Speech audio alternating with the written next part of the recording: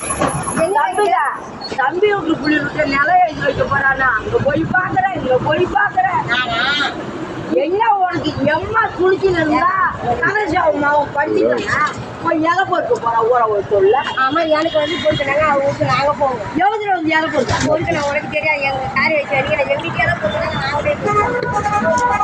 நாங்களே பேசிட்டு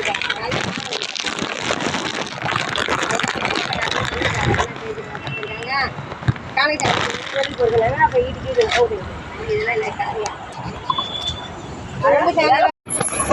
தம்பிடா, தம்பி வீட்டு புள்ளி விட்டு நிலம் எழுதி வைக்க போறானா அங்க போய் பாக்குறேன் இங்க போய் பாக்குறேன்.